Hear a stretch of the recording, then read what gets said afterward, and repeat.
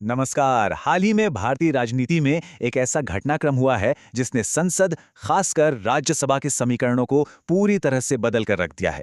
तो चलिए आज इसी पर बात करते हैं और समझते हैं कि इस बदलाव का असली मतलब क्या है और इसका कानून बनाने की प्रक्रिया पर आगे क्या असर पड़ने वाला है।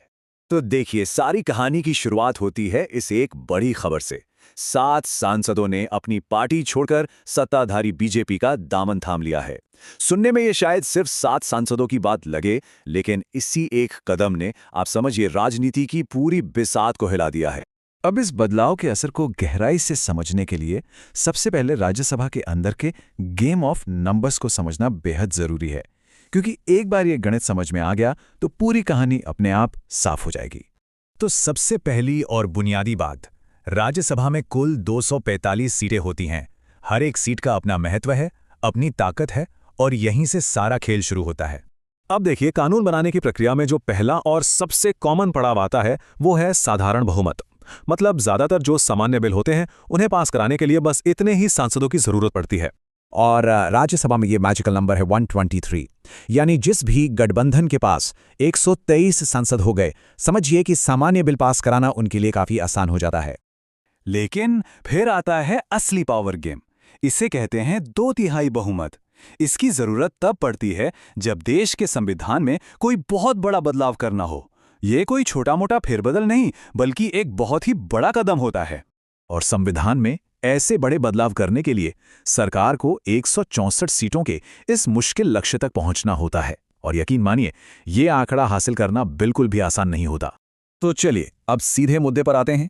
इन 7 सांसदों के आने से सत्ता के पलड़े पर असल में कितना वजन बढ़ा है, जरा इन आंकड़ों पर एक नजर डालते हैं। अब जरा इन नंबरों पर गौर कीजिए। इस एक कदम का गणितीय असर कितना बड़ा है। बीजेपी अकेले 106 से 113 सीटों पर पहुंच गई। अगर मनोनीत सदस्यों को इसमें जोड़ दें तो ये आंकड़ा 120 तक चला जाता है।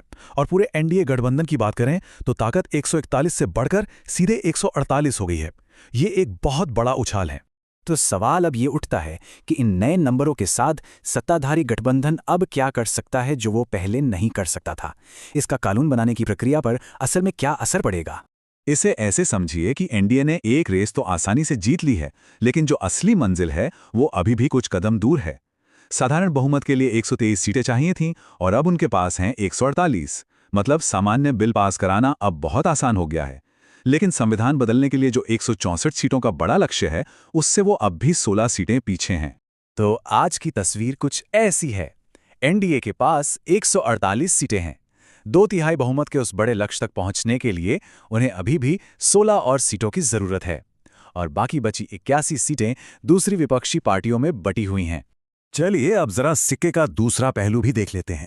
यही बदलाव विपक्ष के लिए और खासकर आम आदमी पार्टी के लिए एक नई और बड़ी चुनौती बनकर कैसे उभरा है।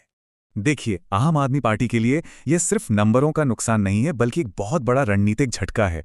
सोचिए, पाला बदलने वाले 7 में से 6 सांसद पंजाब से थे, जहां 2027 में चुनाव होने हैं। ये चुनाव से पहले एक बहुत बड़ा मनोवैज्ञानिक झटका है और ऊपरी सदन में सरकार का विरोध करने की उनकी ताकत अब काफी कम हो गई है। तो अब सबसे बड़ा सवाल यही है, सत्ताधारी गठबंधन अपने अंतिम और सबसे बड़े विधायी लक्ष्य यानी 2/3 बहुमत तक पहुंचने के लिए आगे क्या करने वाला है, रास्ता क्या है। तो देखिए, आगे की राह का गणित बिल्कुल साफ है। अभी की ताकत है 148 सीटें, मंजिल है 164 सीटों की। इसका मतलब अभी भी 16 सीटों का फासला बाकी है जिसे तय करना है। तो ये 16 सीटों का फासला कैसे पूरा होगा, इसके लिए मोटे तौर पर 2 ही रास्ते नजर आते हैं।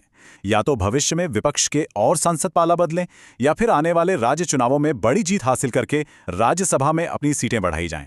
और यहीं पर यह कहानी एक बहुत ही दिलचस्प मोड़ पर आकर एक बड़ा सवाल छोड़ जाती है। क्या एनडीए जल्दी 164 सीटों का वो जादुई आंकड़ा भी छू लेगा और संविधान में बड़े बदलाव करने की पूरी ताकत हासिल कर लेगा। इस राजनीतिक शतरंज की अगली चाल क्या होगी, ये तो आने वाला वक्त ही बताएगा।